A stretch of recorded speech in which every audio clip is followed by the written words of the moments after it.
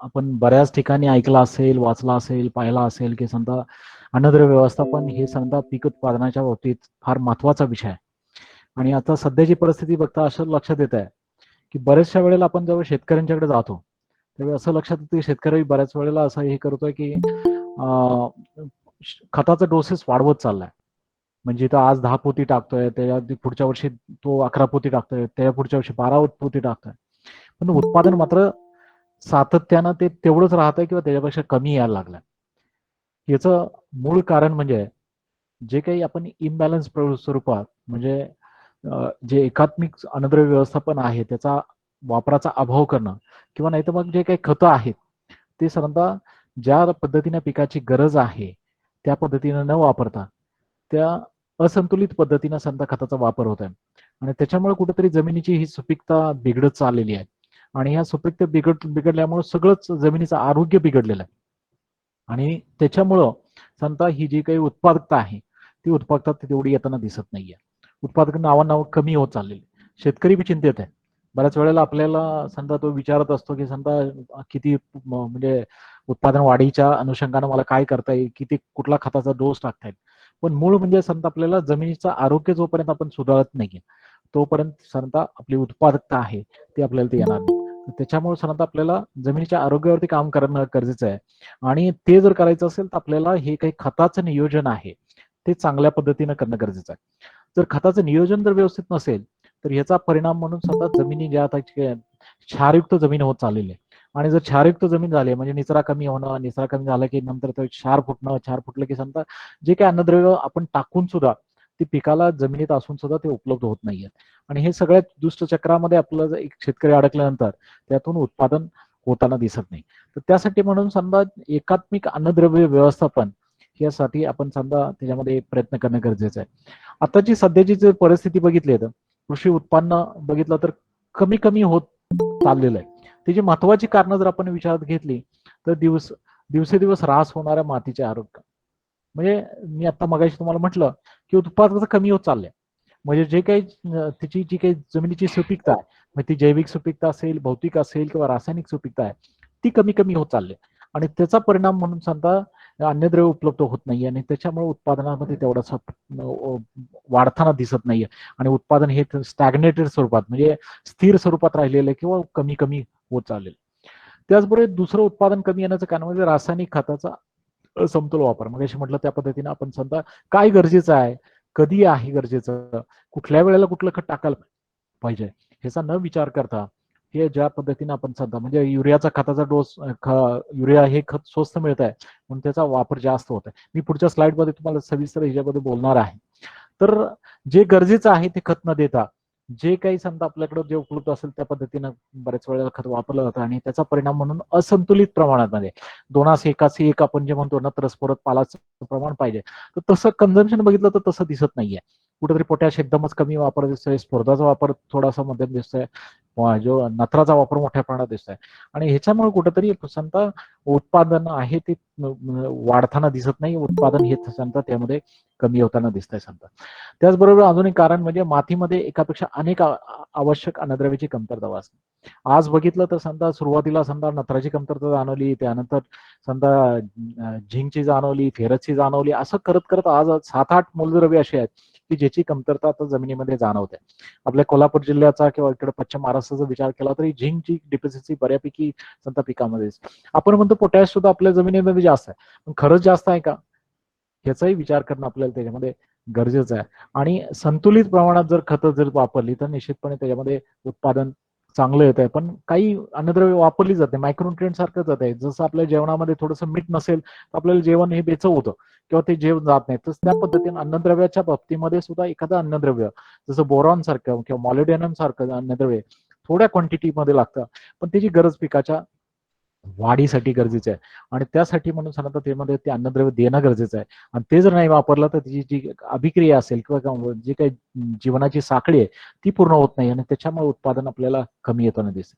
सेंद्रिय आधुनिक उत्पादन कमी येण्याचं कारण म्हणजे सेंद्रिय खताचा कमी वापर. आता बऱ्याच वेळेला आपण बघतो की आपण शेतकऱ्यांच्याकडे जातो त्यावेळेला असं लक्षात येतं की समजा पूर्वीसारखी जनावर अजून राहिलेली नाही आणि त्याच्यामुळे समजा जे काही शेणखत पूर्वी उपलब्ध व्हायचं ते तेवढं आता शेणखत उपलब्ध होताना दिसत नाहीये. आणि बऱ्याच वेळा ऊसावरती ऊस असं घेतल्यामुळं आणि शेणखताचा अभाव उपलब्ध कमी असल्यामुळे त्याचा वापर त्याच्यामध्ये कमी होत चालेल. पण याला पर्यायी जे काही सेंद्रिय खतं आहेत की ज्याच्यामध्ये समजा गांडूळ खत असेल किंवा कंपोस्ट खत असेल किंवा इतर हिरवळीचे खतं असेल, अशा पद्धतीचा वापर आपल्याला करणं गरजेचं आहे. अदरवाईज आपल्याकडे जमिनीची जी सेंद्रिय कर्ब आहे तो कमी कमी होत जाईल आणि त्याचा निश्चितपणे आपल्याला त्या जमिनीच्या आरोग्यावर त्याचा परिणाम झालेला दिसेल.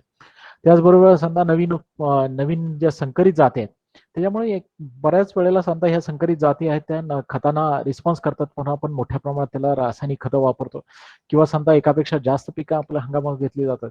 त्याच्यामुळे सुद्धा ही अन्नद्रव्य आहेत ती अन्नद्रव्य काही वेळेला इम्बॅलन्स स्वरूपात टाकली जातात, काही वेळेला जास्तीच्या स्वरूपामध्ये त्या पिकाकडून ओढली जातात.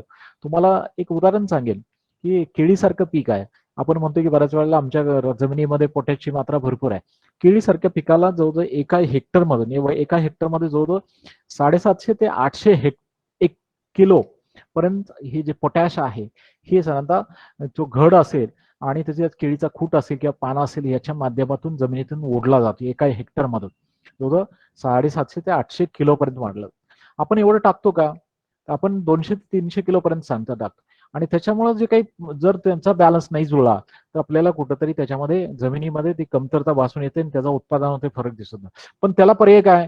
जे खूट आहे ते खूट जर तुम्ही त्याच रानामध्ये तुम्ही जर त्याचा बारीक कुट्टी करून जर ते त्याच्यामध्येच जर गाडले किंवा जे काही केळीच्या पानाचा पालापाचोळा आहे की त्याचे खूट आहेत त्याचं जर खत त्याच्यामध्ये रानामध्ये केलं तर निश्चितपणे ते रान चांगलं खतवून जातं आणि त्याच्यामध्ये सुपीकता मेंटेन करण्यासाठी आपल्याला फायद्याच होतात. कारण का केळीच्या खुटामध्ये पानं असतात आणि इतर जे पदार्थ आहेत त्याच्यामध्ये नाही म्हटलं तर जवळजवळ 300 ते 350 किलो पर्यंत हे पोटॅश ह्या घडामध्ये घड सोडून बाकीच्या ह्याच्यामध्ये असतात. घडामध्ये जो 250 ते 300 किलो हे पोटॅश आहे ते त्याच्यातून खेचलं जातं.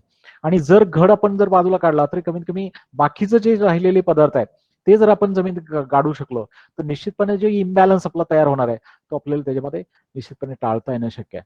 पाण्याचा अतिवापर याच्यामुळे उत्पादन कमी येत चाललंय, जमिनी ही होत चालत म्हणजे अति पाण्यामुळे निचरा न राहणं, त्याच्यामुळे क्षारफूट होणं, अशा पद्धतीचे प्रॉब्लेम याच्यामध्ये होतात आणि त्याच्यामुळे सुद्धा उत्पादन याच्यामध्ये कमी होत चाललंय.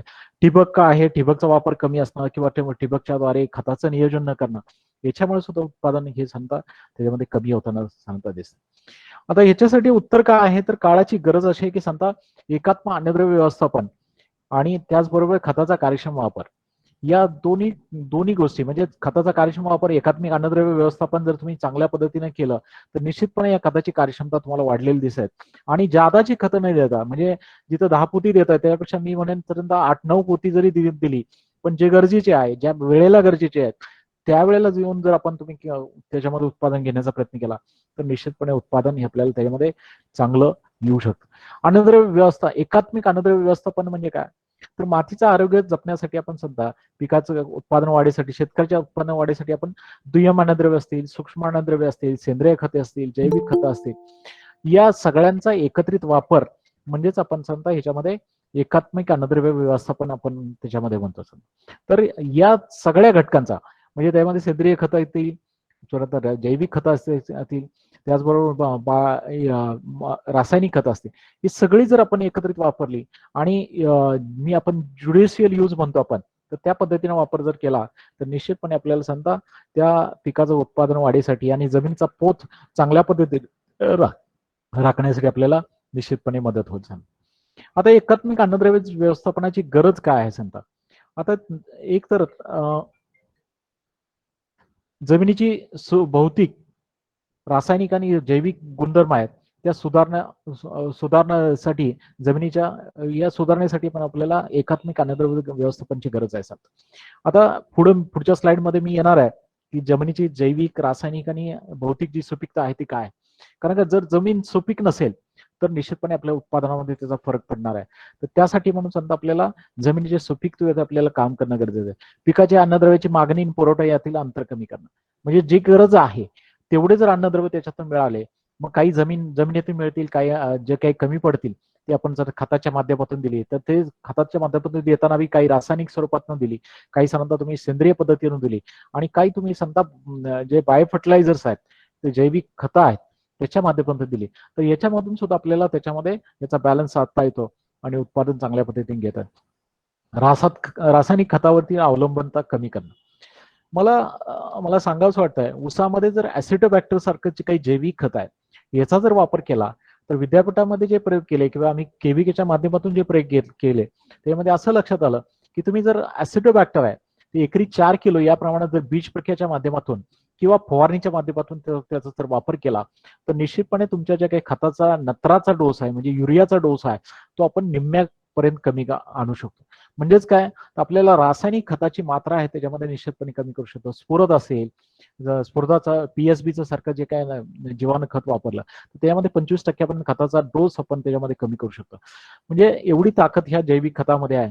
आणि असा जर वापर केला, एकात्मिक जर वापर केला, तर आपल्याला निश्चितपणे ह्या रासायनिक खतावरची अवलंबन त्याच्यामध्ये कमी करता येणं शक्य आहे. उपलब्ध संसाधनाचा वापर करून शेतीचा खर्च कमी करणं.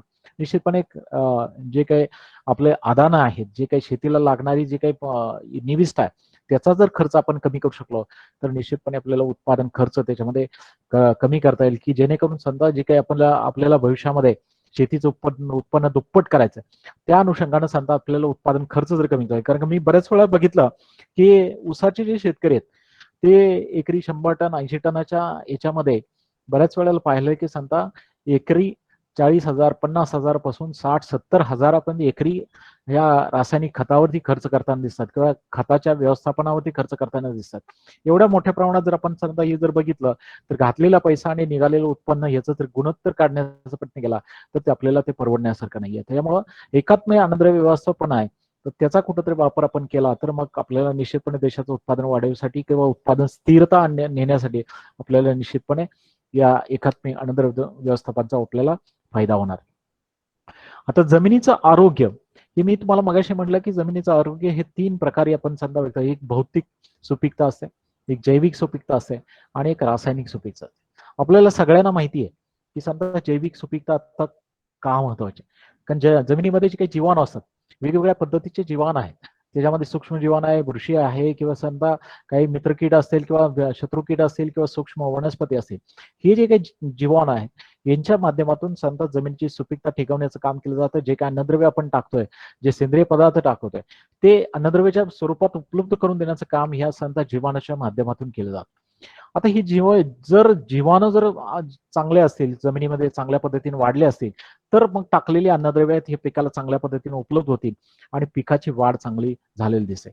परंतु बऱ्याच वेळेला असं होतं की समजा हे जीवाणू आहेत, हे जीवाणू समजा आपल्या जमिनीतून वाढताना दिसत नाही. का वाढताना दिसत नाही, तर सेंद्रिय पदार्थाचं प्रमाण आपल्याकडे तिथे कमी राहत आहे, किंवा नाही तर मग आपल्याला जी काही भौतिक सुपीकता आहे किंवा रासायनिक सुपीकता आहे ती योग्य पद्धतीची राहत नाही. त्याचा परिणाम म्हणून समजा आपल्याला जमिनीच्या जैविक सुपीकतेवरती परिणाम होताना दिसतो.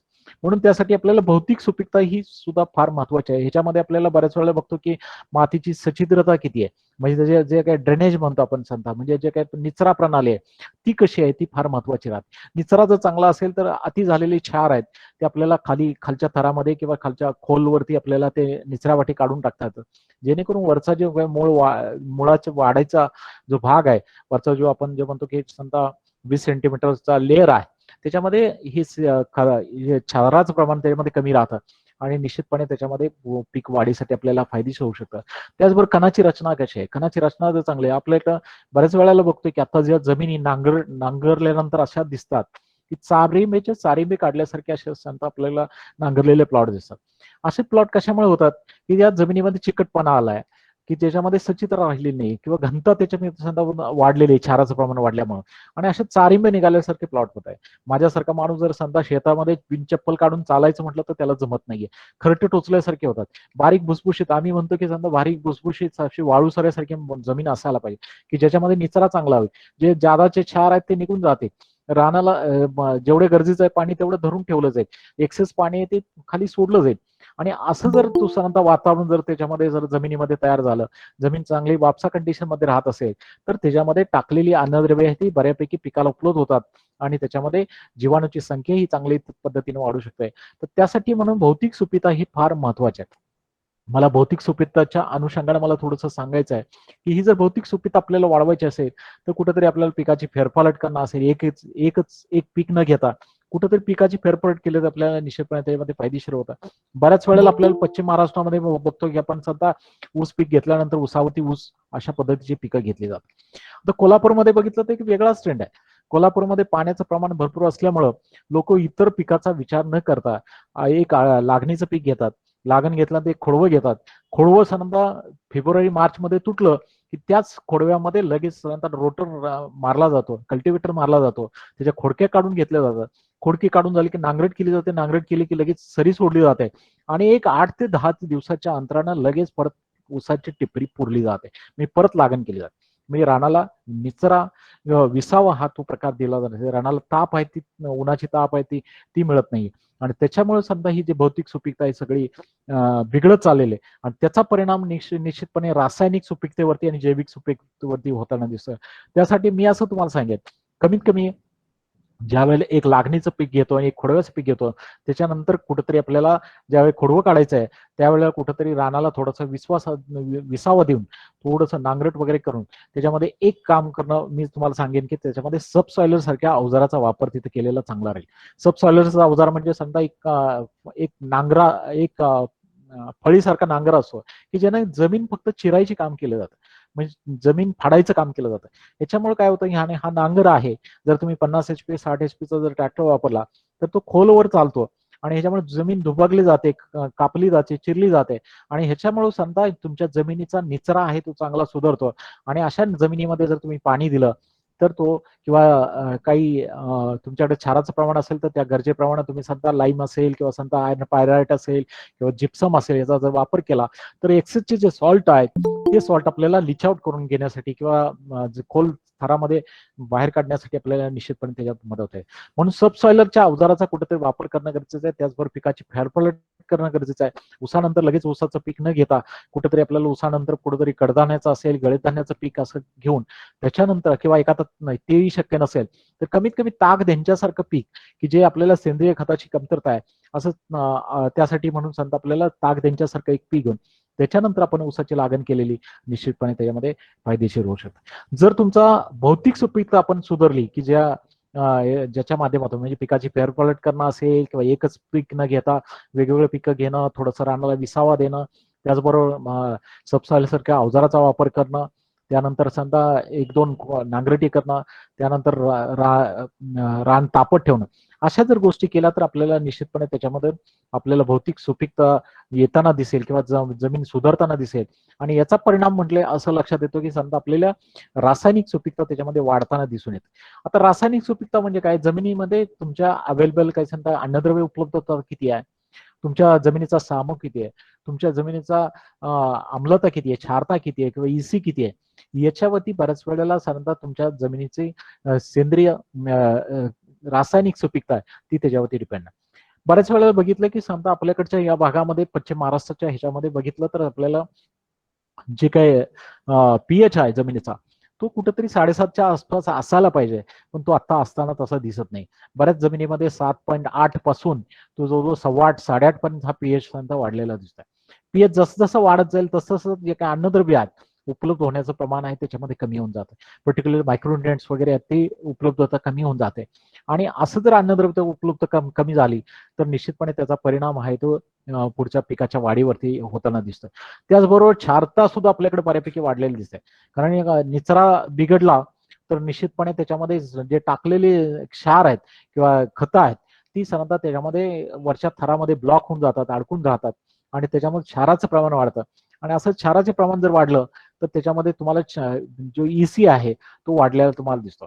आपल्याला किती ईसी पाहिजे तर 0.2 म्हणजे 0.20 पर्यंत आपल्याला सांगता ईसी असणं गरजेचं आहे. पण आता बऱ्याच जमिनीमध्ये अशी परिस्थिती दिसते की 0.4 0.6 किंवा काही जमिनीमध्ये 1 किंवा 1च्याही वरती आपल्याला हे इलेक्ट्रिकल कंडक्टिव्हिटी असेल किंवा क्षारता झालेली जमिनीची दिसते.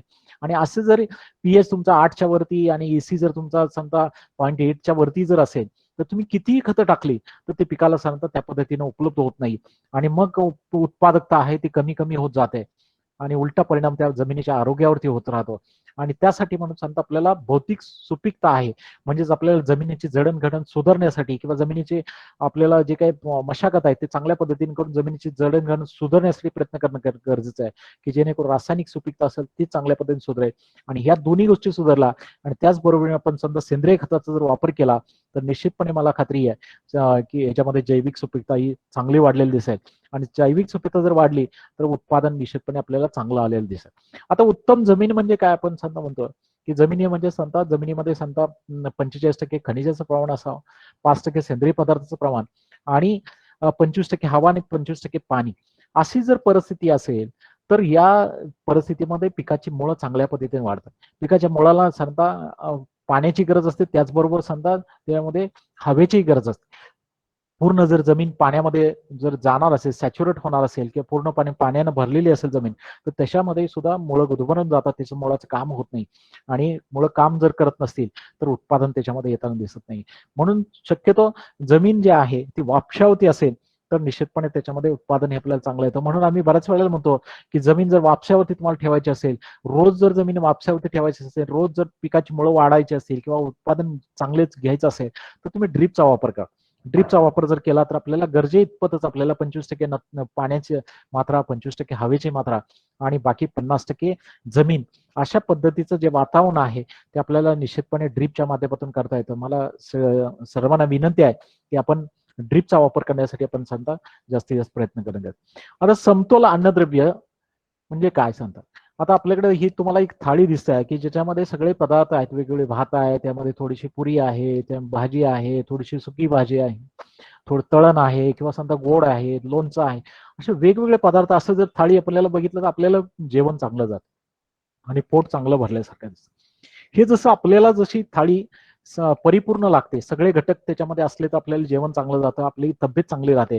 त्याच पद्धतीनं पिकाला सुद्धा सगळे जे अन्नद्रव्य घटक आहेत, जवळजवळ 16 प्रकारच्या अन्नद्रव्य घटकांची पिकाला गरज असते. आणि हे जर 16 प्रकारचे अन्नद्रव्य घटक जर आपल्याला त्या पिकाला उपलब्ध झाले तर निश्चितपणे पिकाचं उत्पादन हे चांगलं येत असतं.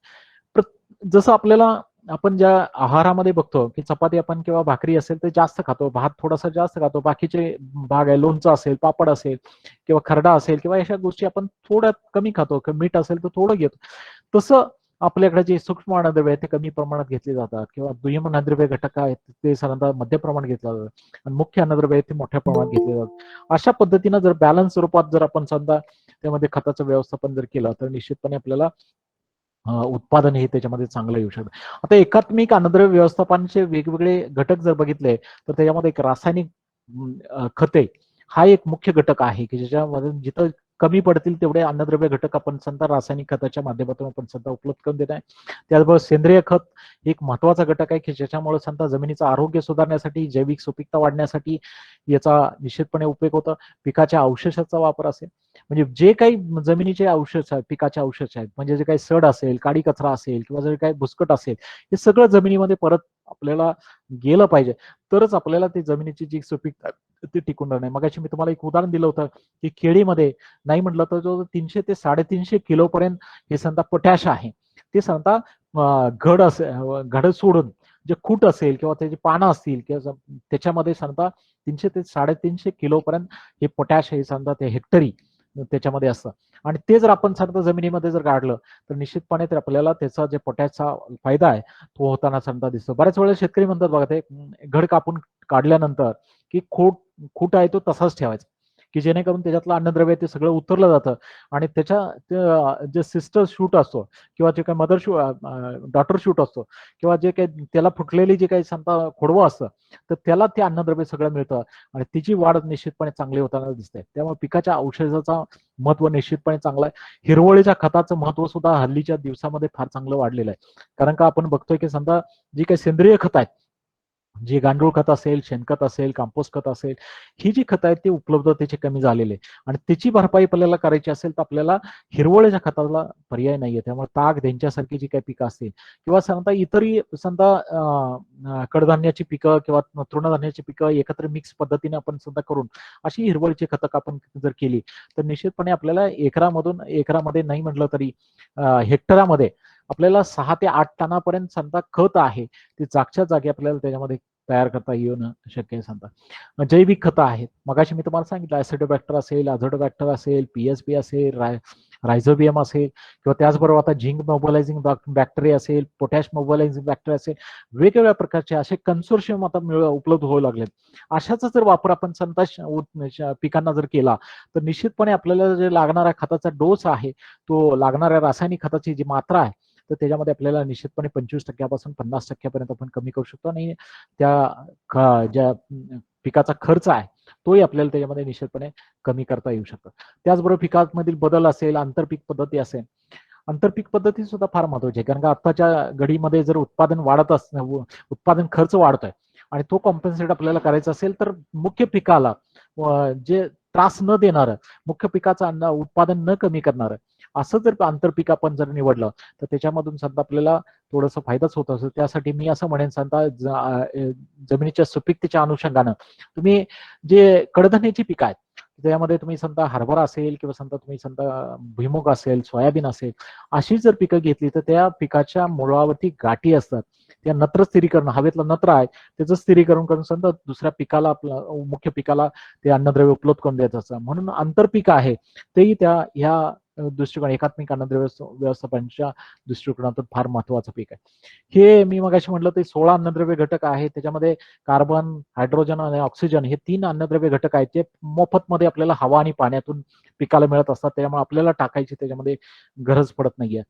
नत्र, स्फुरद आणि पालाश आहे, हे 3 मुख्य अन्नद्रव्य घटक. मुख्य आपण का म्हणतो तर त्याच्यामध्ये क्वांटिटी आपल्याला जास्त मोठ्या प्रमाणात लागते. जसं आपण गहू असेल तर 120, 60, 120 किलो नत्र, 60 किलो स्फुरद, 60 किलो पालाश, अशा पद्धतीची मात्रा, मोठ्या प्रमाणात मात्रा लागते, म्हणून त्याला आपण मुख्य अन्नद्रव्य घटक म्हणतो. त्याचबरोबर गंधक असेल, मॅग्नेशियम असेल, कॅल्शियम असेल, ही थोड्या थोड्या प्रमाणात समजा लागणारे अन्नद्रव्य घटक आहेत. त्यामुळे आपण त्याला समजा मध्यम प्रमाणात लागतात म्हणून आपण समजा दुय्यम अन्नद्रव्य घटक म्हणतो. जसं गंधक असेल तर 10 ते 15 किलो लागतं, मॅग्नेशियम असेल तर आपल्याला 20 ते 25 किलो पर्यंत आपण सुद्धा वापरू शकतो. कॅल्शियम सारखं मूलद्रव्य आहे ते तुम्ही सुपर फॉस्फेट जरी वापरलं तर त्यामधून कॅल्शियम आणि गंधक हे आपल्याला त्याच्यामध्ये मोफतमध्ये आपल्याला मिळत असतं. तर अशा पद्धतीचे दुय्यम अन्नद्रव्य घटकाची पिकाला गरज असते. त्याचबरोबर फेरस असेल, मॉलिब्डेनम असेल, कॉपर आहे, मॅंगनीज आहे, झिंक आहे, क्लोरीन आहे, बोरॉन आहे, अशी एक 7 अन्नद्रव्य घटक आहे की ज्याची गरज आपल्याला समजा पिकाला त्याच्यामध्ये होते, पण ती छोट्या क्वांटिटीमध्ये लागते, एकदमच छोटी क्वांटिटी लागते. तर उसाला विचार केला तर आपण म्हणतो की झिंक आहे 8 किलो टाका, फेरस 10 किलो टाका, मॅंगनीज 4 किलो टाका, बोरॅक्स 2 किलो टाका, मॉलिब्डेनम थोडंसं टाका. तर या पद्धतीने इव्हन आता बघितलं तर आता सिलिकॉन सारखं जे अन्नद्रव्य घटक आहे त्याची आता समजा रिस्पॉन्स चांगल्या पद्धतीने आपल्याला देताना दिसत आहे. आपण जर सिलिकॉनचा जर वापर केला ऊसामध्ये पिकासाठी किंवा इतरही पिकाला तर त्याच्यात पिकामध्ये कणखरता येणं आणि उत्पादन वाढीच्या दृष्टिकोनातून आपल्याला त्याचा फायदा होताना दिसत आहे. आता लॉ ऑफ मिनिमम हा एक आपल्याला तुम्हाला असं एकात्मिक अन्नद्रव्य व्यवस्थापन ज्या वेळेला आपण शिकत असतो त्यावेळेला हे गोष्ट आपल्याला माहिती असणं गरजेचं आहे. एखादी गोष्ट जर कमी पडत असेल तर त्या स्टेजला तुमचं उत्पादन आहे ते त्या स्टेजला तुमचं थांबू शकतं. म्हणजे जर आता तुम्ही आता जर हा ड्रम बघितला तर ह्या ड्रम मध्ये असं लक्षात येते की समजा वेगवेगळे अन्नद्रव्य घटक आहेत, पण आता एक अन्नद्रव्य घटक आहे समजा नायट्रोजन आहे, नत्र आहे, तो जर नत्र जर कमी असेल तर निश्चितपणे हे उत्पादन वाढीचा हे आहे ते इथंच या स्टेजलाच आपल्या तिथं थांबणार आहे.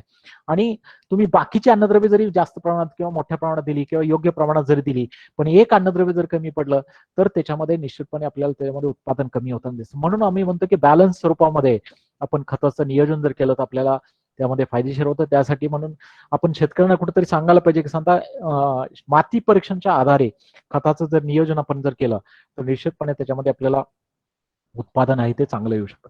आता हे जर आपण समजा हे आपण चित्र पाहिलं तर ह्याच्यामध्ये मला जर विहिरीतून समजा पाणी काढायचं असेल किंवा ह्या आडातून जर पाणी मला काढायचं असेल तर सगळ्यात महत्वाची गोष्ट कुठली आहे असं जर मी तुम्हाला विचारलं, म्हणजे दोर महत्वाचा आहे का, ते भांड महत्वाचं आहे का, तिची पुली महत्वाची आहे का, ते 2 खांब महत्वाचे का, ती मुलगी महत्वाची. आपण जर विचार केला तर असं लक्षात येतं की ह्या सगळ्याच गोष्टी महत्वाच्या आहेत कमी जास्त प्रमाणात, पण एक जरी नसेल तर त्याच्यामध्ये आपल्याला त्यातनं पाणी आतून खालून काढता येणार. म्हणजेच काय की कुठलंही अन्नद्रव्य घटक आहे जे कमी प्रमाणात जरी लागत असतील तरी ते गरजेचं आहे आणि ते देणं आपल्याला पिकाला गरजेचं आहे. ते जर आपण दिलं तरच आपल्याला उत्पादन हे त्याच्यामध्ये चांगलं येताना दिसून येतं समजा. हे जर बघितलं समजा, हे जे काही अन्नद्रव्य आहे ते जर 1950 साली बघितलं तर नत्राची फक्त कमतरता होती.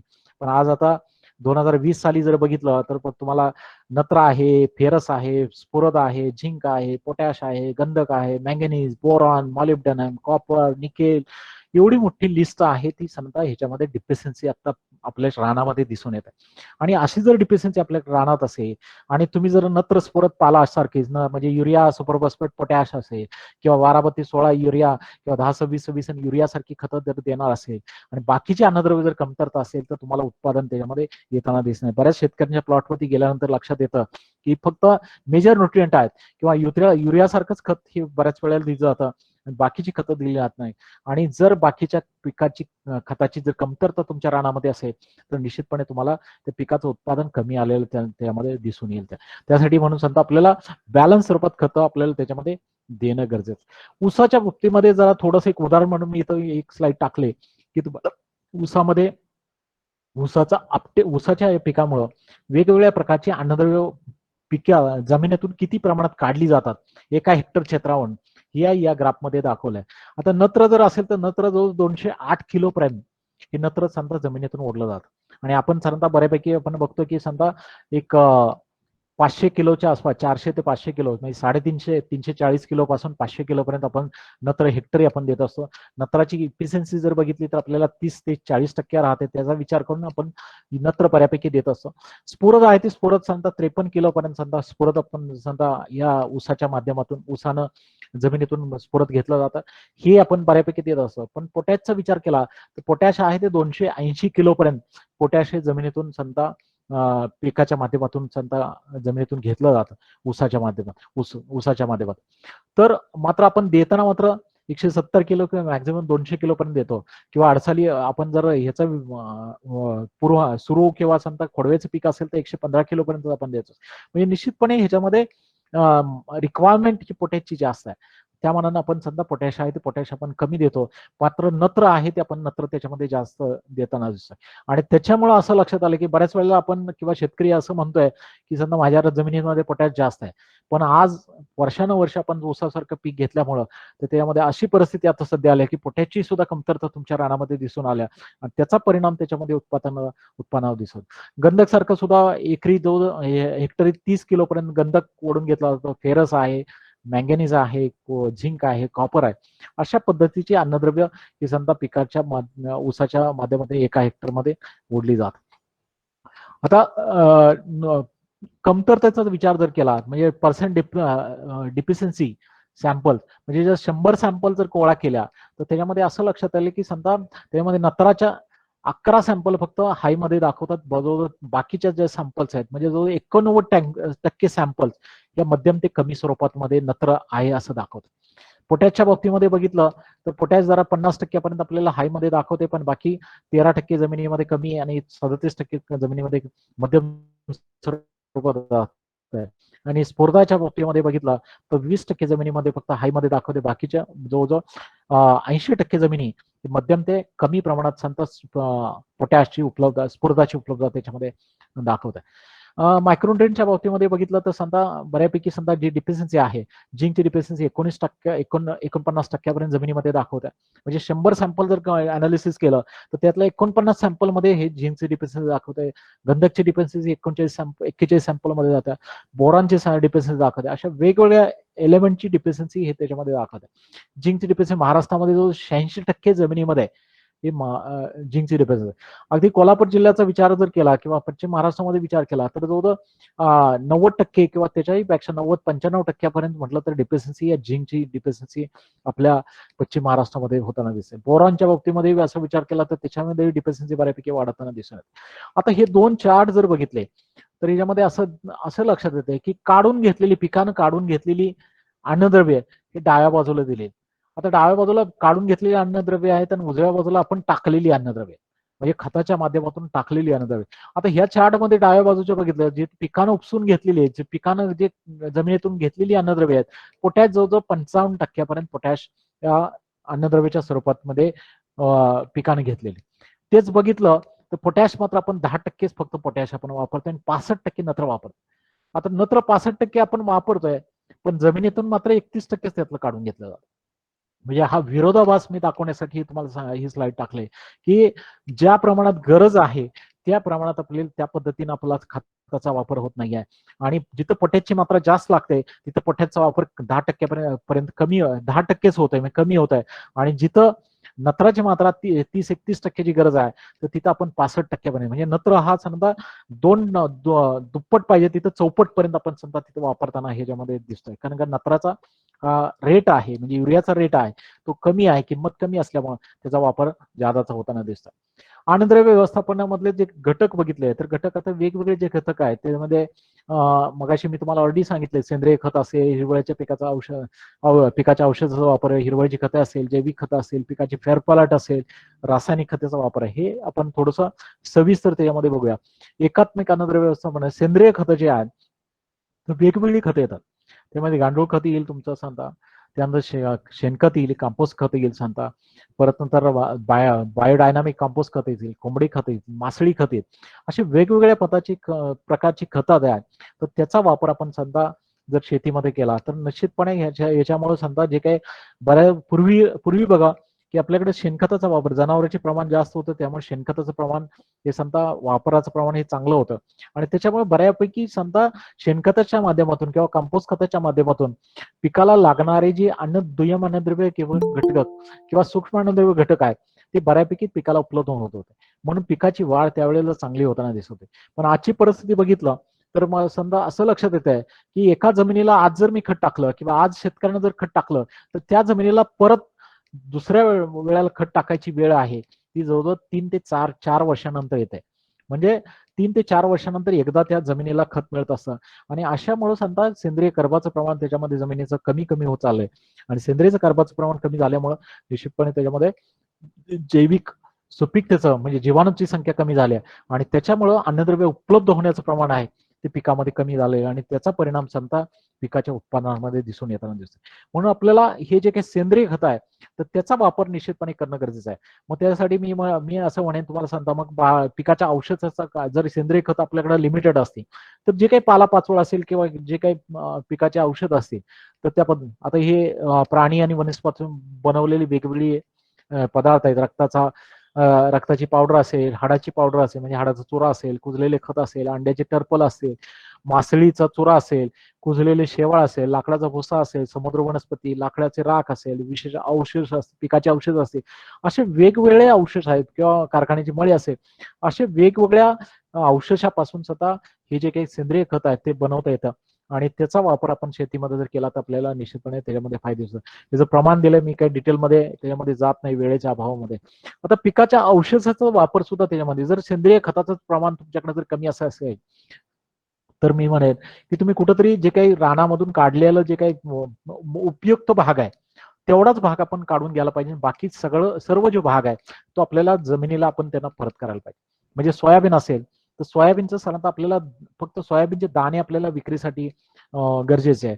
तर जे राहिलेली काडी कचरा असेल किंवा असं भुसकट असेल ते सगळं आपल्याला सांगता किंवा पालापाचोळा असेल तो सगळं आपल्याला त्या जमिनीला जर आपण तो वापरला परत जमिनीत दिला तर निश्चितपणे त्याच्यात जमिनीची सुपीकता मेंटेन करण्यासाठी आपल्याला फायदेशीर होऊ शकतो. मला एक उदाहरण द्यायचं आहे. पास्टाच्या बाबतीमध्ये बघितलं तर ऊसाचं क्षेत्र आपल्या पश्चिम महाराष्ट्रामध्ये मोठ्या प्रमाणात आहे. आणि बऱ्याच वेळेला आपण बघतो की पाचट ही आपण समजा ठेवत नाही, कुजवत नाही आणि बऱ्याच वेळेला काडी लावून आपण पेटवून देतो. असं जर आपण जर पाला जर खोडव्याचा पाला जर आपण पाचट पेटवून देत असेल तर एका एकरामधून नाही म्हटलं तर 5 टन पाला हा समजा 4 ते 5 टन पाला पास्टाचा असतो. आणि या 4 ते 5 टन पाल्यापासून आपण 4 ते 5 टन हे चांगलं खत आहे, कंपोस्ट खत आहे ते रानातच शेतातच आपण तयार करू शकतो. त्यासाठी आहे तर पालापाचोळा तिथंच जागेवरती कुजरायचा आहे. आपण जे खोडव्या व्यवस्थापनचे जे तंत्र आहे शून्य मशागत तंत्राचं त्याचा वापर करून पारीच्या साह्याने खतं देऊन आपल्याला पाला जर जाग्यावर कुजवला तर निश्चितपणे आपल्याला सेंद्रिय कर्बाचं प्रमाण वाढवण्यासाठी निश्चितपणे मदत होते. कारण का ऊसाच्या पास्टामध्ये नाही म्हटलं तरी 45% हे कर्बाचं प्रमाण असतं, कार्बनचं प्रमाण असतं. आणि त्याच्यामुळे समजा सेंद्रिय कर्ब आहे ते मोठं म्हणजे 1 टन जर पाला तुम्ही कुजवला तर निश्चितपणे 450 किलो पर्यंत तुम्ही कार्बन आहे तो जमिनीमध्ये त्याच्यामध्ये ऍड करतोय. म्हणजे सेंद्रिय कर्बाचं प्रमाण वाढवण्यासाठी हा समजा निश्चितपणे आपल्याला ऊसाचा जो पाला आहे तो फार महत्वाचा आहे. मी असे काही शेतकरी पाहिलेले आहेत की ज्यांनी सलग 6-7 वर्ष 8 वर्ष ज्यांनी सलग पाला जाळलेला नाहीये. म्हणजे 2 पद्धतीने आपण समजा करू शकतो. जे लागण असेल त्या लागणामध्ये जो काही वाळका पाला असेल तो वाळका पाला काढून समजा जमिनीवरती टाकला, म्हणजे खालच्या ज्या 5-7-8 कांड्या मोकळ्या झाल्यानंतर जे काही वाळलेला पाला असेल तर तो वाळलेला पाला जर आपण खाली काढून टाकला तर निश्चितपणे त्याचा आपल्याला जमिनीवरती आच्छादन करता येतं. त्यामुळे एक चांगलं सूक्ष्म वातावरण तयार होतं जमिनीमध्ये. त्याच्यात जीवाणूची संख्या चांगली वाढते. आणि दुसरी गोष्ट आहे की तिथे कुजण्याची क्रिया चालू झाल्यामुळे तिथे पांढऱ्या मुळे सुद्धा चांगल्या पद्धतीने तिथे डेव्हलप होत असतात. आणि असं खत आहे ते जाग्यावरती आपण तयार करू शकतो. आणि दुसरं म्हणजे समजा आपण जे काय खोडव्याच्या ठिकाणी खोडव्याच्या रानामध्ये आपण समजा पाचटेचं व्यवस्थापन करून आपण तिथेही खताचं नियोजन आहे. खत पाचटापासून खत आहे ते आपण त्याच्यामध्ये तयार करू शकतो. आता याच्यामध्ये इथं शेणखतामध्ये आणि पाचटामध्ये सेंद्रिय कर्बाचं प्रमाण बघितलं, शेणखतामध्ये 38% असे, पाचटात जवळ 45% ह्या सेंद्रिय कर्बाचं प्रमाण असतं. म्हणून सेंद्रिय कर्ब वाढवायचं असेल तर निश्चितपणे पाचट आपण समजा न जाळता आपण त्याचं आच्छादन करणं, किंवा समजा आपण ज्या वेळेला खोडवं गेल्यानंतर सुद्धा बऱ्याच वेळेला आपण पाला पेटवून देतो, तर याऐवजी जे आता काही मशीन निघालेत त्याच्या माध्यमातून बारीक कुट्टी जर करून आपण त्याच्यात जर नांगरट करून हा पाला जर गाडण्याचा प्रयत्न केला तर निश्चितपणे आपल्याला त्याचं खत आहे ते चांगल्या पद्धतीनं शेतातच आपल्याला त्याच्यामध्ये तयार करतात.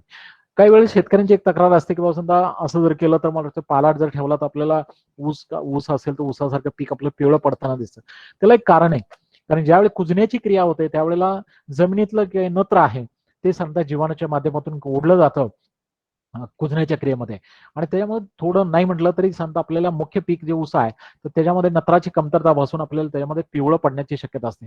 त्यामुळे आम्ही असं म्हणतो की ती कमतरता भासू नये म्हणून समजा ऊसाचं खत ह्या समजा जीवाणूने ओढू नये म्हणून समजा हे कुजण्यासाठी म्हणून आपण एक पोतं युरिया असेल, एक सुपर फॉस्फेटचं एक पोतं असेल आणि युरियाचं एक 40 किलो युरिया एकरी जर तुम्ही टाकला तर या माध्यमातून समजा आपल्याला त्याच्यामध्ये एक पाचळीत कुजवण्याची चांगली क्रिया होते आणि ऊस ही पिवळा पडत नाही आणि उत्पादन आपल्याला चांगलं येताना त्यामध्ये दिसून येतं. मगाशी मी तुम्हाला म्हटलं त्या पद्धतीने 1 टन पाचट जर आपण सेंद्रिय कर्ब जर पाचटाचं खत जर केलं तर त्याच्यापासून 450 किलो पर्यंत आपल्याला समजा सेंद्रिय कर्ब तयार होतं. 5 किलो नत्र मिळतं, परत 2 किलो मिळतं, पोटॅश आपल्याला 2 ते 3 किलो पर्यंत मिळतं. पण तेच जर 1 टन पाचट आपण जर पेटवून दिलं तर त्याच्यातून मात्र कार्बन डायऑक्साईड हा 35 किलो हवेमध्ये येतं. त्याच्यामुळे प्रदूषण वाढतं, टेम्परेचर वाढल्यामुळे अवकाळी पाऊस येणं. आणि या वर्षी सुद्धा बघितलं तर आपल्याला या अवकाळी वातावरणाचा किंवा बिघडलेल्या वातावरणाचा आज बघतोय की आपल्याला बऱ्यापैकी मोठा परिणाम झालाय. जसं ऊसाला तुरे येणं असेल किंवा ऊसाला पांगछा फुटणं, अशा पद्धतीचा परिणाम आपल्याला त्यामध्ये दिसत आहे. तर त्यासाठी पाचट जाळल्यामुळं एकतर कार्बन मोनॉक्साईड वाढतोय, त्यानंतर हे पार्टिकल हे वाढतंय, काजळी समजा वातावरणात वाढतंय आणि त्याच्यामध्ये उष्णता वाढून आपल्याला पिकांना ते दुष्परिणाम करतायत, पिकाचं उत्पादन कमी होतं. त्यापेक्षा आपण जर ते पाचट आपण जर त्या शेतात जर कुजवलं तर निश्चितपणे आपल्याला त्याचा फायदा होताना दिसतो. यानंतरचा पुढचा जो घटक आहे ते समजा एकात्म हिरवळीच्या खताचा वापर. बऱ्याच वेळेला बघतो की आपण समजा जर तुमच्याकडं सेंद्रिय खतं नसतील, म्हणजे तुमच्याकडे शेणखत नाहीये उपलब्ध, कंपोस्ट खत नाहीये, तर कमीत कमी मळीचं खत तुम्ही वापरा. किंवा मळीचं मी डायरेक्ट मळी वापरण्यापेक्षा मी असं म्हणेन तुम्हाला सांगता मळीपासून जे कंपोस्ट खत कारखान्याच्या माध्यमातून केलं जातं त्याचा वापर केलेला निश्चितपणे फायदेशीर होतो. मळी जर वापरायचीच असेल तर मळीमध्ये शक्यतो आता कारखान्यामध्ये काही प्लांट्स तयार झाले की ज्याच्यातून मेणाचं एक्स्ट्रॅक्शन करून मेन काढलं जातं बाजूला आणि फक्त ती जे मळी आहे ती जर स्पेंट वॉश असेल ते जर मिळालं तर ते जमिनीला वापरायला चांगलं असतं. पण जर त्यात मेणाचा पर्सेंटेज जर जास्त असेल तर मी असं म्हणेन की तुम्हाला 2 किंवा 3 वर्षानंतर एकदा मळीसारखं खत वापरणं गरजेचं आहे आणि तेही 2 ते 3 टन एकरी या प्रमाणात वापरलेलं चांगलं राहतं. बऱ्याच वेळेला असं होतं की शेतकरी राजा आपला आणलं की मळीचं खत 5-5, 10-10 टनापर्यंत आणतो आणि टाकत असतो. तर त्याच्यात जर मेणाचं जर प्रमाण असेल तर मग जमीन आपली थोडीशी मेनचट होण्याचं प्रमाण राहतं, शक्यता राहते. आणि असं जर मेनचट प्रमाण जर झालं तर त्याच्यामुळे सच्छिद्रता जी जमिनीचा निचरा आहे तो बिघडतो आणि निचरा जर बिघडला तर त्याच्यामुळे समजा पुढचं जे काही जमिनीचं आरोग्य बिघडायसाठी भौतिक सुपीकता बिघडते, भौतिक बिघडलं की बरोबर ऑटोमॅटिक रासायनिक बिघडते आणि या दोन्हीचा परिणाम म्हणून जैविक सुपीकतेवरती त्याचा परिणाम होत असतो. तर त्यासाठी समजा आपल्याला जर हे जैविक जे सेंद्रिय खतं मिळत नसतील तर आपण कुठेतरी जे पिकाचे अवशेष आहेत त्याचा वापर करणं गरजेचं आहे आणि तेही उपलब्ध होत नसेल तर आपल्याला एक चांगला पर्याय म्हणजे समजा आपल्याला त्याच्यामध्ये हिरवळीची जी खतं आहेत ताग असेल किंवा धेंच्यासारखे जी पिकं आहेत, तर त्याचा वापर आपण समजा हिरवळीची खतं म्हणून आपण त्याच्यामध्ये करणं गरजेचं आहे. आणि ह्याच्या माध्यमातून मोठ्या प्रमाणामध्ये आपल्याला सेंद्रिय खत हे आपल्याला जमिनीत गाळू शकतो. त्याच्यातून अन्नद्रव्य आहे, ते अन्नद्रव्य बऱ्यापैकी चांगल्या पद्धतीनं त्याच्यामध्ये पिकांना उपलब्ध होत असतात. त्याच्यामध्ये ताग, धेंचा असेल किंवा शेवरी असेल, चवळी असेल, अजोला असेल, वाल असेल, अशा पद्धतीची किंवा एकदल ही पिकं काही सांगता बाजरीसारखं पीक असेल, चवळी अशी सुद्धा आपण त्याच्यामध्ये हिरवळची खत म्हणून त्याच्यामध्ये वापरू शकतो. आता हिरवळीच्या खतामधून समजा आता जर बघितलं तर एकरामधून नाही म्हटलं तर तागापासून 8.5 टनापर्यंत समजा त्याच्यामधून आपण हिरवा जो पाना असेल किंवा भाग असेल तो आपण त्याच्यामध्ये ऍड करू शकतो. आणि त्याच्यामध्ये नाही म्हटलं तर 0.45% समजा नत्राचं प्रमाण राहतं. धेंचा असेल, चवळी आहे, मूग आहे, ससबेनिया आहे, गिरीपुष्प आहे, सुबाबळ आहे, असे वेगवेगळे जे हिरवळीची पिकं आहेत त्याचा वापर आपण करून समजा जमिनीतलं आरोग्य आहे ते सुधारण्यासाठी हे काही फोटोग्राफ्स आहेत. ग्रीन मॅन्युरिंगचे करताना हिरवळीच्या खतं, ताग असेल, तागासारखं पीक हे गाळताना आता नवीन नवीन अवजार उपलब्ध झालेत. मला एक सांगायचं आहे की सांगता तुम्ही जर ताग किंवा धेंच्यासारखं पीक जर करणार असेल आणि त्याला एक 100 किलो पर्यंत सिंगल सुपर फॉस्फेट जर आपण जर टाकलं तर त्याचा रिझल्ट निश्चितपणे आपल्याला त्या पिकाला जर टाकलं तर पिकाची वाढ चांगली होते. आणि हे जे टाकलेलं जे स्फुरद आहे ते आपल्याला त्या पुढच्या पिकाला चांगल्या पद्धतीनं मिळण्यासाठी आपल्याला मदत होते. आणि त्या पिकाची वाढ बी चांगली आहे, अन्न जास्त मोठ्या प्रमाणात आपल्याला त्याच्यामध्ये हिरवळीचं खतही त्याच्यातून उपलब्ध होताना दिसत आहे. हे काही फोटोग्राफ्स आहे. किंवा सरीमध्ये मिश्र पद्धतीची पिकं घेऊन सुद्धा आपण समजा हिरवळीची खतं करू शकतो. जसं त्यामध्ये एक 10-12 प्रकारची समजा पिकं आहे. त्याच्यामध्ये हरभरा 5 किलो, मूग 1 किलो, उडीद असेल 1 किलो आहे, चवळी आहे अर्धा किलो असेल, मेथी अर्धा किलो आहे, कोथिंबीर अर्धा किलो, कारळे 200 ग्रॅम, बाजरी 1 किलो, राजीगरा आहे, परत नंतर तीळ, धेंचा, ताग असं सगळ्या ह्याचे एकत्र करून त्याच्याबरोबर सिंगल सुपर फॉस्फेट 100 किलो दिलं. तर अशा पद्धतीनं जर आपण समजा केलं तर ह्याच्यातून सुद्धा हिरवळीचं पीक आहे ते आपल्याला चांगल्या पद्धतीने घेतं आणि त्याचा आपल्याला पिकाला हिरवळीचं खत म्हणून चांगल्या पद्धतीने वापर करताना येतं. हे फोटोग्राफ्स आहेत ताक किंवा धेंच्या गाडतानाचे समजा धेंच्याच्या जर मुळावरती बघितलं तर आपण समजा नत्रयुक्त गाठी राहतात त्याच्या माध्यमातून समजा पिकाला नत्र उपलब्ध करून दिलं जातं. काही फोटोग्राफ्स आहे. आता याच्यामध्ये बघितलं तर समजा हे आकडेवारी दिलेली आहे ताग असेल किंवा धेंचा आहे तर त्याच्या माध्यमातून नाही म्हटलं तरी मॅक्झिमम पर्यंत सुपर फॉस्फेट ते वापरलं तर 29 टनापर्यंत हेक्टरी आपल्याला हिरवळीचं खत आहे त्याच्यामध्ये आपण जमिनीत गाडू शकतो. आणि त्याच्या माध्यमातून जवळजवळ 8,700 किलो पर्यंत आपल्याला त्याच्यामधून तयार खत आहे ते रानामध्ये त्याच्यामध्ये उपलब्ध होताना दिसतंय. आता एकात्मिक अन्नद्रव्य व्यवस्थापनाचा जो चौथा भाग आहे ते जैविक खत आहे. आता जैविक खतामध्ये मगाशी मी तुम्हाला म्हटलं होतं की समजा जैविक खतामध्ये रायझोबियम असेल, अझोटोबॅक्टर आहे, अझोस्पिरलम आहे, त्यानंतर फॉस्फेट सोल्युबलायझिंग बॅक्टेरिया असेल, मायक्रोरायझा असेल, त्यानंतर पोटॅश मोबिलायझिंग बॅक्टेरिया असेल, झिंक मोबिलायझिंग बॅक्टेरिया असेल, अशा वेगवेगळ्या प्रकारच्या बॅक्टेरिया उपलब्ध आहेत. आणि याचा जर वापर केला तर निश्चितपणे आपल्याला त्याच्यामध्ये आपल्याला लागणाऱ्या पिकाच्या खताची मात्रा आहे ते निश्चितपणे त्याच्यामध्ये 25% 50% आपण त्याच्यामध्ये हे आपण कमी करू शकतो. त्यामध्ये मगाशी उदाहरण दिलं तसं जे कडधान्याचे पिकं किंवा गळधान्याच्या पिकामध्ये रायझोबियम सारख्या पिकाचा वापर होतो. तृणधान्यामध्ये आपण अझोटोबॅक्टर असेल, अझोस्पिरलम सारख्या जैविक खतांचा वापर करू शकतो. आणि ऊसामध्ये आपण अझोटोबॅक्टर, अझोस्पिरलम, ऍसिटोबॅक्टर, पीएसबी असेल किंवा इतरही पोटॅश मोबिलायझिंग आणि झिंक मोबिलायझिंग बॅक्टेरियाचा याचा वापर जर आपण केला तर निश्चितपणे पिकाला त्यामध्ये फायदेशीर होताना दिसत आहे. आता त्याच्यातून जैविक खताची उपलब्धता किती होते म्हणजे नत्राची किंवा हिची उपलब्धता किती होते हे जर बघितलं तर रायझोबियमची ताकद जवळजवळ एका हेक्टरमध्ये जर तुम्ही एखाद्या पिकाला समजा तुम्ही जर बीजपक्या केली असेल तर त्यामध्ये 30 किलो पासून 100 किलो पर्यंत नत्र उपलब्ध करून देण्याची ताकद ह्या रायझोबियमच्या जीवाणू कल्चरमध्ये आहे किंवा जीवाणू खतामध्ये आहे. अझोटोबॅक्टरच्या मध्ये 25 ते 35 किलो पर्यंत नत्र प्रति हेक्टर प्रमाणामध्ये प्रति हंगाम या प्रमाणात उपलब्ध आहे. ऍसिडोबॅक्टर मध्ये बघितलं तर 70 किलो पासून 150 किलो पर्यंत हे नत्र उपलब्ध करून देण्याचं काम हे समजा ऍसिडोबॅक्टर करत असतं. म्हणजे ऊसामध्ये या ऍसिडोबॅक्टरचे चांगल्या रिझल्ट मिळतात. आणि हे ऍसिडोबॅक्टर आपण समजा बीज प्रक्रियेसाठी ऊसाच्या कांड्या जर बुडवून आपण 10 ते 15 मिनिटं जर कांड्या बुडवून आपण जर ऊसाच्या बीज प्रक्रिया केली तर निश्चितपणे नत्राचा डोस आपण निम्म्यापर्यंत कमी करू शकतो. इव्हन ऍसिडोबॅक्टर हे समजा पेशीमधून चांगल्या पद्धतीने काम करतं. म्हणजे फवारणीच्या द्वारे तुम्ही ऍसिडोबॅक्टर जर वापरलं तर त्याचे रिझल्ट आपल्याला त्याच्यामध्ये चांगले होताना दिसतात. ह्याचा जो वापर आहे तो आपण समजा बीजपक्या करताना करू शकतो, किंवा समजा तुम्ही ह्याच्यामध्ये समजा कांड्या बुडवून सुद्धा त्याच्यामध्ये करू शकतो. कंद असेल, बिया, त्याला प्रक्रिया करून करू शकतो, किंवा मातीला प्रक्रिया करून सुद्धा आपण समजा करतो, किंवा तुम्ही अशाही पद्धतीने त्याचा वापर करू शकता. शेणखत असेल, गांडूळ खत असेल, किंवा कंपोस्ट खत असेल, असं एक तुम्ही 50 किलो जर गांडूळ खत, शेणखत जर घेतलं आणि त्याच्यामध्ये तुम्ही समजा हे जे 1 किलो रायझोबियम, 1 किलो पीएसबी असेल, 1 किलो परत नंतर अझोडोबॅक्टर असेल, परत ऍसिडोबॅक्टर असेल, अझोस्पिरलम असेल, असं 1 किलो घेतलं आणि ते समजा त्या शेणखतामध्ये किंवा गांडूळ खतामध्ये समजा 50 किलो मध्ये मिक्स केलं, त्याच्यावर थोडंसं पाणी मारलं आणि सावलीमध्ये ते जर मुरवत ठेवलं, तर ह्या जे जीवाणू खताची जी संख्या आहे, जीवाणूंची संख्या आहे, ते लाखो पटीनं वाढते. आणि असं जीवाणू खत जर आपण समजा अशी जी माती आहे, शेणखत आहे, जे आपण जीवाणू मिक्स करून तयार केलेली आहे 8 दिवस मुरवून, अशी जर आपण ओलावा असताना जर रानात जर वापरली, तर ह्याचे रिझल्ट सुद्धा आपल्याला चांगल्या पद्धतीने मिळू शकतात. किंवा इव्हन शेणकाला करून त्याच्यामध्ये ही जीवाणू टाकून सुद्धा तुम्ही त्याच्यामध्ये त्याचा वापर आहे ते वापर त्याच्यामध्ये निश्चितपणे करू शकता.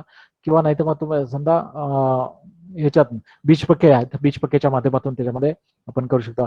परंतु मला एक सांगायचं आहे की जे ऍसिडोबॅक्टर आहे, त्या ऍसिडोबॅक्टरचे रिझल्ट आहे ते आपल्याला शक्यतो आपण फवारणीच्या द्वारे त्याचे रिझल्ट चांगले मिळतात, किंवा ऊसाच्या कांडीमधून जर ते दोन्ही रसामध्ये शोषून जर घेतलं तरी त्याचे रिझल्ट आपल्याला तिथं चांगले येताना दिसतात. बाय फटला. आता पिकाची बदल आणि आंतरपिकाची पद्धत, म्हणजे पिकात जर तृणधान्यासारखी पिकं असेल, ऊसासारखं पीक असेल, किंवा कापसासारखं पीक असेल, एक एक पीक तेच तेच आपण जर घेत राहिलो, तर त्याच्यामध्ये उत्पादकता आहे ती, जमिनीची सुपीकता आहे ती कमी होते, उत्पादकता आहे ती कमी होत चालते.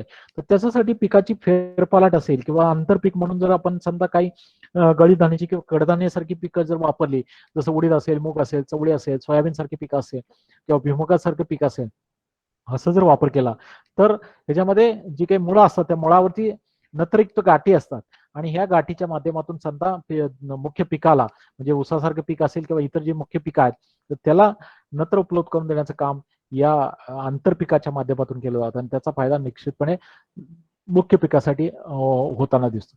आता पिकाची फेरपालट हे फार महत्वाचं आहे. सांगता एकात्मिक अन्नद्रव्य व्यवस्थापनाच्या दृष्टिकोनातून किंवा जमिनीची सुपीकता राखण्याच्या दृष्टिकोनातून आपण जर पिकाची फेरफार, मगाशी मी तुम्हाला सांगितलं सुरुवातीला की ऊस केला की ऊसावरती ऊस झाला की खोडवा झाला की लगेच 15 दिवसात जर तुम्ही ऊस लागण करणार असेल, तर ह्याच्यामध्ये ऊस जी जमिनीची जी सुपीकता आहे की जमिनीचा कस आहे तो नावानाव कमी होत जाणार आहे, आणि असं जर झालं तर तिची उत्पादकता एकदमच कमी होत जाणार आहे. तर त्यासाठी म्हणून पिकाचा फेरपालट आहे ते आपल्याला त्याच्यामध्ये करणे गरजेचं आहे. आणि त्यासाठी म्हणून ऊसानंतर कुठेतरी आपल्याला कडधान्य असेल किंवा गळीत धान्याचं पीक एखादा घेणं गरजेचं आहे, आणि त्याच्यानंतर मग आपल्याला समजा ऊसासारखे पीक किंवा इतर जे तृणधान्याचे पीक आहेत ते त्याच्यामध्ये घेतलेले आपल्याला फायदेशीर होऊ शकतात.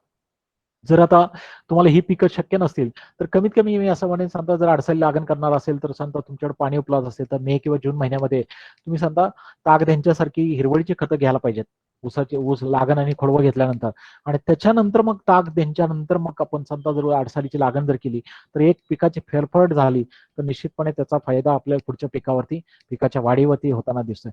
बघा काही शेतकरी सातारा जिल्ह्यामध्ये असतील किंवा कोल्हापूर जिल्ह्यामध्ये किंवा इव्हन सांगलीमध्ये काही भागामध्ये हळदीसारखं पीक घेतात.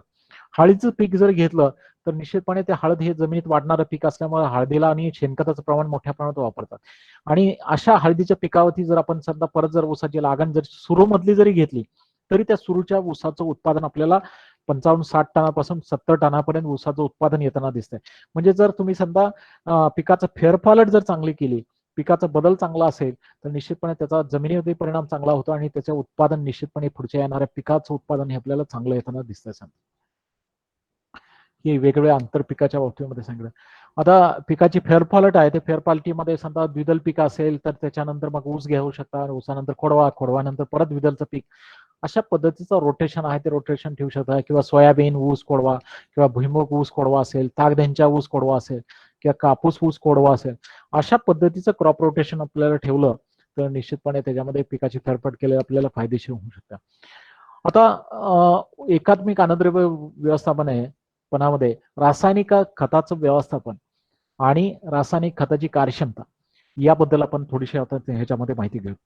आता आपण बघतो की समजा जे काही इतर जे उपचार होते, म्हणजे समजा जे काही निविष्ठा होत्या की ज्याच्यामध्ये सेंद्रिय खत होतं, जैविक खतं होतं, पिकांचे अवशेष होते, त्यानंतर जीवाणू खतं होती, आणि या पिकाची फेरफालट, या सगळ्या गोष्टी कंप्लीट झाल्यानंतर आपला शेवटचा जो पार्ट होतो तो रासायनिक खताचं व्यवस्थापन होतं. आणि ते व्यवस्थापन आपण जर व्यवस्थित केलं तर आपल्याला निश्चितपणे चांगल्या पद्धतीचं उत्पादन मिळण्यासाठी आपल्याला फायदेशीर होत असतं.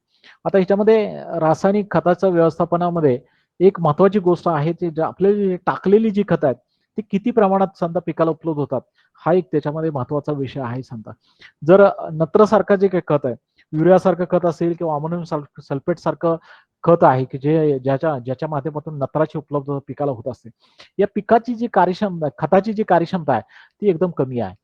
अगदी 25-30% पासून ते 50% ही जी जी काय खताची कार्यक्षमता आहे ती त्याच्यामध्ये. कार्यक्षमता म्हणजे काय, जे 100 किलो जर खत तुम्ही युरियासारखं जर वापरलं, त्यातलं कुठेतरी 25-30 किलो खत हे समजा पिकाला उपलब्ध होत आहे. आणि जवळजवळ 70 ते 75% खत आहे ते पीक खत आहे ते वाया जाताना दिसतंय. म्हणजेच तिचे कार्यक्षमतेचा वापर ह्या खताचा होताना दिसत नाही. स्फुरदासारखं जे काही खत आहे, आता नत्राच्या बाबतीमध्ये काय होतं की नत्रामध्ये हे नत्र हे बऱ्याच वेळेला समजा हवेत उडून जातं किंवा लगेच पाण्यात विरघळतं आणि खोल निचऱ्या वाटे पाण्यातून निघून जातं. त्याच्यामुळे समजा तिची कार्यक्षमता आहे त्याच्यामध्ये कमी होते. म्हणून बऱ्याच वेळेला आम्ही म्हणतो नत्रासारखं जे काही खत असेल ते विभागून दिलेलं कधीही चांगलं राहतं. म्हणजे तुम्ही जे काही नत्र असेल तो जेवढा स्प्लिट ऍप्लिकेशन मध्ये द्याल, थोडी मात्रा जर आपण करून दिली तर त्याचे रिझल्ट हे ते निश्चितपणे आपल्याला चांगले येताना दिसतात. स्फुरदाच्या बाबतीमध्ये असं जर बघितलं तर स्फुरद हे अन्नद्रव्य घटक आहे, एकदम किचकट स्वरूपातलं अन्नद्रव्य आहे. तिची हालचाल आहे ती एकदम थोडी होते, अगदी 4 इंचापर्यंतच त्याची हालचाल जमिनी होते. टाकलं की जमिनीमध्ये त्याच्या मातीच्या कणावरती ओढून धरलं जातं किंवा घट्ट पकडलं जातं आणि ती पिकाला उपलब्ध होत नाहीये. आणि त्याच्यामुळे तिची जी काही हे जे आहे उपलब्धता आहे, म्हणजे हालचाल एक तर कमी आणि लगेच जमिनीवरती समजा धरून ठेवण्याची क्रिया, आणि याच्यामुळे समजा त्याची जी काही कार्यक्षमता आहे ही कार्यक्षमता, स्फुरदाची कार्यक्षमता 20% राहते. 15 ते 20% स्फुरदाची कार्यक्षमता राहते. म्हणजे 100 किलो जर स्फुरद तुम्ही जर टाकलं तर त्यातले 15 ते 20 किलो फक्त स्फुरद हे पिकाला उपलब्ध होतं आणि बाकीचं जो 80% स्फुरद हे त्या पिकाला उपलब्ध होत नाही. आणि मग आपण नुसतेच आपण शेतकरी म्हणतो की मी 10 पोती टाकली, 12 पोती टाकली, 15 पोती टाकली, पण उत्पादनात वाढ होताना दिसत नाही. पालासारखं अन्नद्रव्य घटक आहे, ह्याची सुद्धा कार्यक्षमता समजा एक 40-45% 50% ची कार्यक्षमता राहते. ह्याची हालचाल मर्यादित राहते. त्यामुळं याही अन्नद्रव्य घटकासाठी आपल्याला सांगता योग्य पद्धतीनं नियोजन जर केलं तर हिची कार्यक्षमता वाढवण्यासाठी आपल्याला प्रयत्न करणं केले तर निश्चितपणे ह्याची कार्यक्षमता आपल्याला वाढवता येईल का, तर नक्कीच वाढवता येईल. हिची कार्यक्षमता नत्रासारखी कार्यक्षमता आहे ते आपल्याला त्यामध्ये 80-90% म्हटलं तर ते नत्राची कार्यक्षमता वाढवता येईल. तर त्याची जी काही उपाययोजना आहे कार्यक्षम वापरासाठी तर ते आपण इथून पुढच्या भागामध्ये आपण बघू. आता रासायनिक खताची कार्यक्षमता वाढवायची असेल तर पहिल्यांदा काय करायला पाहिजे, तर माती परीक्षणच्या आधारित खताचं व्यवस्थापन करणं गरजेचं. तर माती परीक्षण केल्यानं काय होतं आपल्याला सगळ्यांना माहिती आहे. माती परीक्षण केलं म्हणजे एखादी गोष्ट जमिनीत कमी असेल तर ती शोधता येते आपल्याला, आणि ती गोष्ट जर कमी असेल तर वाढवून आपल्याला देता येते. आता एखादी गोष्ट जास्त असू शकते, म्हणजे एखाद्याच्या जमिनीमध्ये पोटॅशची मात्रा जास्त असू शकते, तर अशा वेळेला ते पोटॅश जादा देऊन चालत नाहीये. त्याच्यापेक्षा ते समजा योग्य प्रमाणात जर दिलं, म्हणजेच कमी मात्रा जर गरजेची असेल तर ती आपण तिथं कमी मात्रा दिली तरी उत्पादन आपल्याला चांगलं त्याच्यामध्ये येताना दिसतं. म्हणून योग्य प्रमाणामध्ये जर खताची मात्रा दिली, जसं मी तुम्हाला म्हटलं की गुलाबजामन आहे, गुलाबजामुन हा सगळ्यांनाच आवडता पदार्थ आहे किंवा जिलेबी सारखा पदार्थ हे सगळ्यांनाच आवडणारा पदार्थ आहे. पण मी जर म्हटलं तुम्हाला नुसतंच गुलाबजामुन खायचं तर आपण सुरुवातीला थोडंसं गुलाबजाम खाताना तो आपल्याला वाटेल, फार आनंद वाटेल किंवा बरं वाटेल. पण जसं आपण 4-5 गुलाबजाम खात जाईल तस तसं पुढं असं जाणवेल की समजा आपल्याला ते गुलाबजाम नकोस होताना दिसतं. म्हणजे त्याच्यानंतर आपल्याला जेवण जाताना दिसत नाही. बऱ्याच वेळेला बघा जेवणाच्या पंक्तीमध्ये जिलेबी असेल तर जिलेबी जर गोड असेल तर इतर जेवण तेवढं जात नाहीये. तसंच पिकाच्या बाबतीमध्ये सुद्धा आहे की पिकाला एखादं जर अन्नद्रव्य घटक एक्सेस मध्ये झालं, ज्यादा स्वरूपात झालं, तर त्याचा परिणाम हा दुसऱ्या अन्नद्रव्यावरती होतो. म्हणून आम्ही म्हणतो की पोटॅश, जर तुम्हाला पोटॅशची कार्यक्षमता जर चांगली असायला पाहिजे तर त्याच्या जोडीला तुम्हाला कुठंतरी युरिया देणं गरजेचं आहे. आणि तो जर बॅलन्स तुम्ही राखला तर मग त्याच्यामध्ये त्याची कार्यक्षमता चांगली राहते. म्हणजे दूध प्यायचं असेल तर दुधात थोडीशी साखर टाकली तर निश्चितपणे दूध हे चांगलं मानवतो किंवा आपले लहान मुलं आहे ते चांगल्या पद्धतीने पितात, तर त्या पद्धतीनं आपल्याला बॅलन्स स्वरूपात जर आपण खतं दिली तर ती आपल्याला पिकाला चांगल्या योग्य पद्धतीने मानवतात आणि त्याची उत्पादकता चांगली येण्यासाठी मदत होते. म्हणून माती परीक्षणच्या आधारे जर खताचं नियोजन जर केलं तर त्याच्यामध्ये या खताची कार्यक्षमता आहे ती आपल्याला वाढवण्यासाठी मदत होते. म्हणजे कमी मात्रेमध्ये सुद्धा आपल्याला कमी खतामध्ये सुद्धा उत्पादन हे चांगलं येताना दिसतंय. रासायनिक खताबरोबर सेंद्रिय आणि जैविक खताचा वापर करा. आपण बऱ्याच वेळा बघतो विद्यापीठाच्या शिफारसीमध्ये उल्लेख केलेला असतो एकरी 20 टन सेंद्रिय खत द्या आणि त्याचबरोबर समजा तुम्हाला 500 किलो नत्र, 200 किलो स्पोर, 200 किलो पालाश आडसाली लागणेला तुम्ही त्याला. पण आपण सोयीस्कररित्या आपण समजा सेंद्रिय पदार्थांना विसरून जातो आणि रासायनिक खताचा पण वापर करतो. आणि मगाशी सांगितल्या त्या पद्धतीनं जर सेंद्रिय खताचं प्रमाण जर कमी होत असेल तर मग ह्या सेंद्रिय खतामुळे समजा नाही म्हटलं तरी त्याच्यामध्ये जैविक सुपीकतेवरती परिणाम होतो आणि जर जीवाणूची संख्या कमी झाली तर निश्चितपणे आपल्याला खताची उपलब्धता कमी होऊन जाते आणि उपलब्धता कमी झाली तर त्याच्या उत्पादनावरती परिणाम होतो. म्हणून माती परीक्षणच्या आधारे जी खतं वापरतो त्याचा जर कार्यक्षम वापर व्हायचा असेल किंवा त्या खत चांगल्या पद्धतीनं लागायचं असेल तर त्याच्याबरोबर तुम्हाला जैविक खतांचाही वापर, सेंद्रिय खताचाही वापर करणं फार गरजेचं आहे. ते जर संतुलित प्रमाणात जर आपण त्याचा वापर जर केला तर निश्चितपणे उत्पादन आपल्याला चांगलं येऊ शकतं.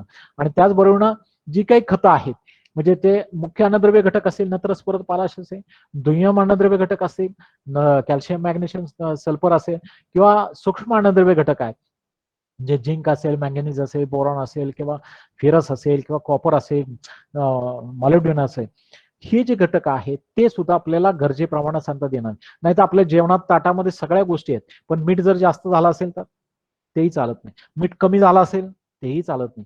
म्हणजे कमी असेल तरीही गोष्ट चालत नाही. लॉ ऑफ मिनिमम जे आहे तो आपण मगाशी बघितला की कमी झालं तरी त्याच्यामध्ये उत्पादकता त्या लेवलला आपण जाऊ शकत नाही. जे काही मिनिममची लेवल आहे त्याच लेवलपर्यंत आपण जाऊ शकतो. एक्सेस झालं तरी त्याचा उलटा परिणाम होतो, दुसऱ्याच्या अन्नद्रव्य घटकावरती त्याचा परिणाम होतो. ते अन्नद्रव्य घटक उपलब्ध होण्यासाठी कमी पडतं आणि ते कमी पडलं तर त्याची उत्पादकता पिकाच्या उत्पादनावरती मार देतं आणि अशा पद्धतीने होतं. म्हणून बॅलन्स स्वरूपात जर आपण संत अन्नद्रव्य सगळी जर वापरली तर त्याचा फायदा निश्चितपणे खताच्या कार्यक्षमतेवरती होतो आणि उत्पादन वाढीवरती होताना दिसतो. खत योग्य वेळी योग्य मात्रेत देणं गरजेचं आहे. बऱ्याच वेळेला बघतो की शेतकरी राजा जो आहे ते शेतकऱ्याकडे बऱ्याच वेळेला अशी अडचण असते. ऊसाचा शेतकरी तरी बघा की ज्याच्यामध्ये समजा आपण बघितलं की समजा ज्यावेळेस सोसायटी सँक्शन होते त्यानंतर सोसायटीमध्ये खतं येतात आणि त्यानंतर शेतकऱ्याला सवड मिळते आणि त्याच्यानंतर शेतकरी मग खतं आणतो आणि त्याच्यानंतर मग कामगार मिळतात आणि कामगार मिळाल्यानंतर मग ऊसाला ते खत मिळतात.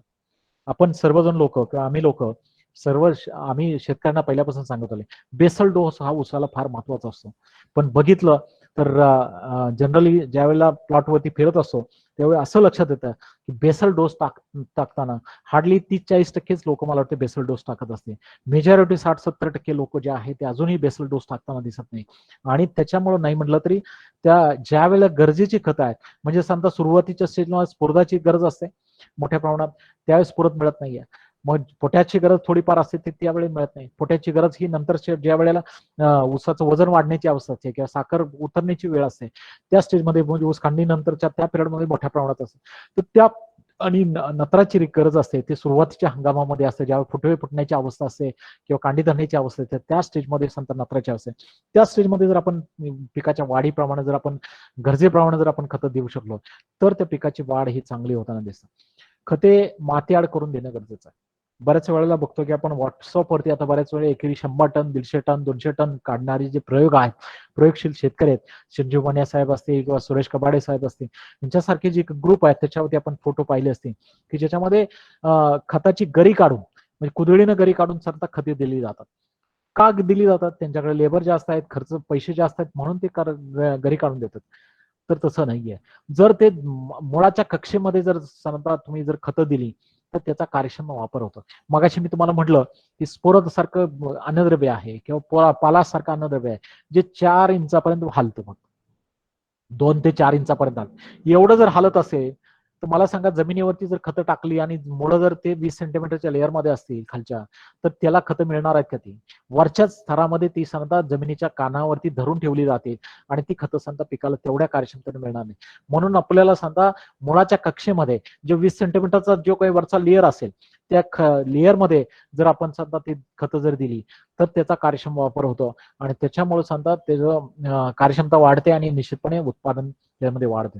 मी असं म्हणेन की जे तुम्ही जे काही खतं आहेत ती खतं माती परीक्षणाच्या आधारे आणि जमिनीला जमीनच्या पिकाच्या गरजेप्रमाणे आणि माती आड करून जर दिली, म्हणजे मुळाच्या कक्षेमध्ये जर दिली, तर तुमची जी कार्यक्षमता जी युरियाची खताची आहे, जे 25-30% कार्यक्षमता आहे, ती कार्यक्षमता आपल्याला कुठंतरी आपल्याला 50% वाढवण्यासाठी निश्चितपणे फायदा होऊ शकतो. म्हणून आपल्याला जी काही खतं द्यायची ती माती परीक्षणाच्या आधारे योग्य वेळी, योग्य मात्रेमध्ये आणि योग्य ठिकाणी आणि योग्य पद्धतीनं म्हणजे गरी काढून जर आपण दिली तर निश्चितपणे त्याचा फायदा होताना दिसतो.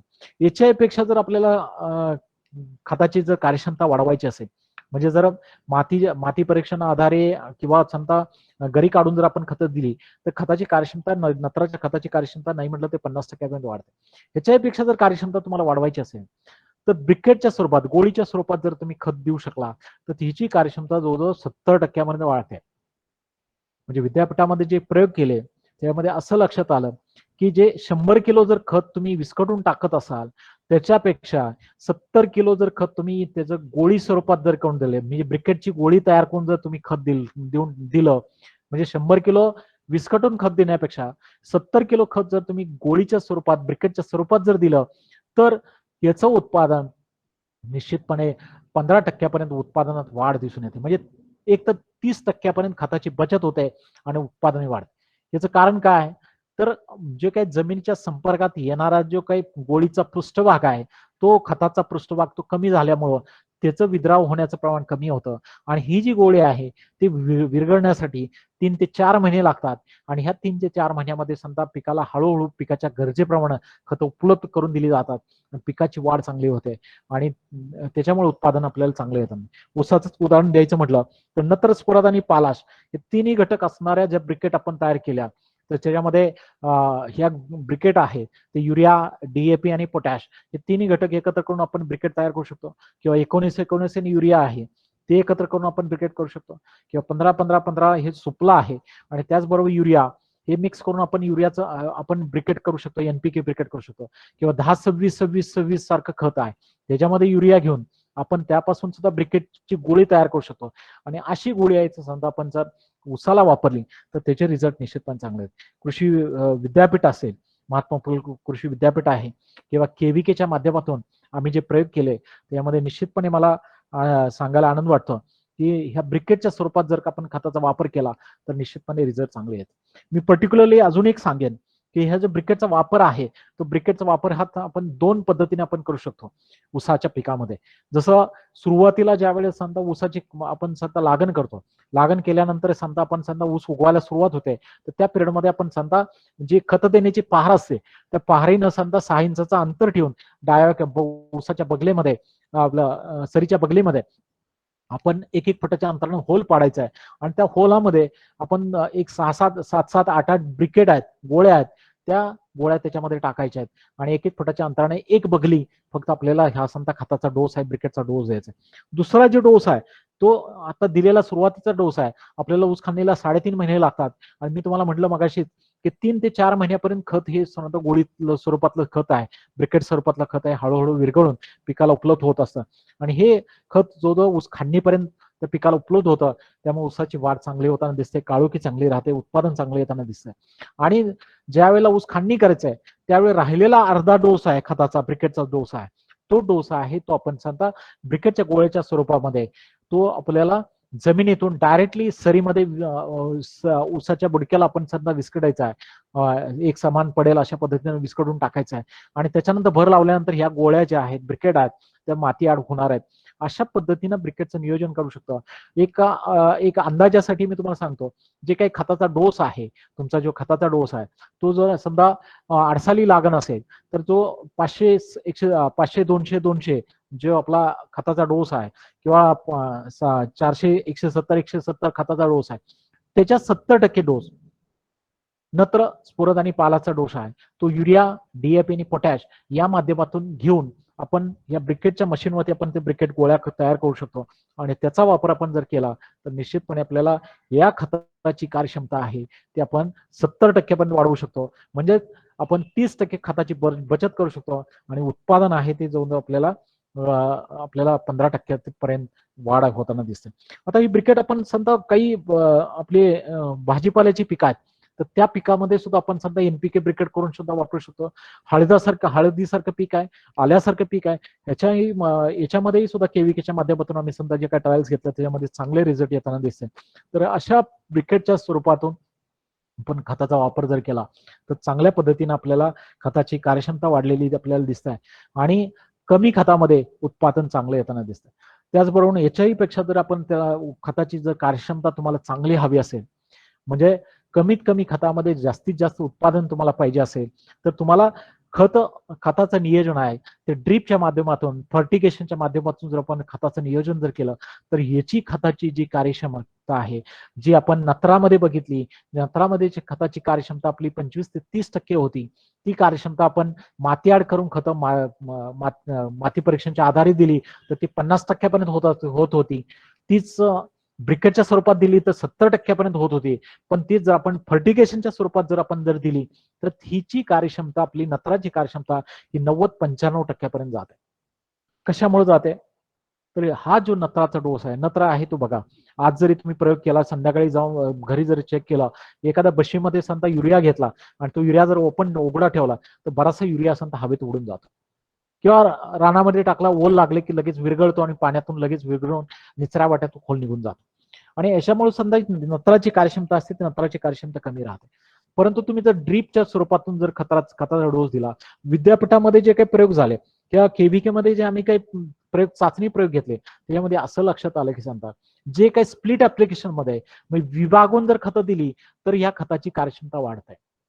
म्हणजेच उदाहरण मला सांगायचं आहे जे विद्यापीठामध्ये प्रयोग घेतले त्यामध्ये असं लक्षात आलं की जर 14 दिवसाच्या आडानं खतं देण्यात आली म्हणजे एक प्लॉट असा घेतला होता की त्याला ड्रीप नाहीये आणि पाठ पाण्यानं खतं दिली जातात. दुसरा प्लॉट असा होता त्याच्या शेजारी की ड्रीप होतं पण जमिनीतून खतं दिली जायची. तिसरा प्लॉट असा होता की समजा ड्रीप होतं फर्टिगेशन 14 दिवसानं केलं जायचं. त्याच्या शेजारी असा प्लॉट होता ड्रीपनं खतं दिली जायची पाणी ड्रीपनं दिलं जायचं 7 दिवसानं खतं दिली जायची. त्याच्या शेजारी प्लॉट असा होता की ड्रीपनं खतं दिली जायची पाणी दिलं जायचं फक्त ड्रीपनं खतं देताना 4-4 दिवसाच्या अंतराने दिली जायची. त्याच्या शेजारी प्लॉट असा होता की 2 दिवसाच्या आडानं खताचं नियोजन केलं जायचं ड्रीपनं खतं दिली जायची. त्याच्या शेजारी रोज खतं दिली जायची. तर याच्यामध्ये रिझल्ट असे लक्षात आले की जसं आपण स्प्लिट ऍप्लिकेशन करत जाईल जसं कमी कालावधीमध्ये छोटा छोटा डोस करून आपण जर खतं दिले तर ह्याची उत्पादकता निश्चितपणे वाढते. कारण का स्प्लिट ऍप्लिकेशन केल्यामुळं खतं विभागून दिल्यामुळं खतं वाया जाण्याचं प्रमाण किंवा खतं जमिनीवरती धरून ठेवण्याचं जे प्रमाण आहे ते कमी झालं आणि त्याच्यामुळे पिकाची कार्यक्षमता वाढली. एक उदाहरण घ्या जर घरच्याने आपल्याला सांगितलं की आज तुम्हाला समजा जे काही जेवण आहे ते सकाळचा नाश्ता दुपारचं जेवण संध्याकाळच्या जेवणाच्या ऐवजी तुम्हाला एक टाइमच संध्याकाळी फक्त जेवण मिळेल असं जर विचार आपल्याला आपण नुसतं जस्ट विचार जरी केला तर आपल्या पोटात गोळा आल्यासारखं होतं. किंवा एक टाइम जेवण करून जर आपण समजा कार्यक्षमपणे काम करायचं म्हटलं तर आपण काम करू शकणार नाही. पण आपण पिकाला मात्र म्हणतो की बाबा 2 महिन्यात मी एकदाच खत देणार किंवा महिन्यातून एकदाच खत देणार आणि तुला लागतंय ते बाबा घे आणि त्याच्यामध्ये तुला काय मला वाटतंय त्या पद्धतीने तुम्हाला वाढून दाखव. तर असं होताना दिसत नाही.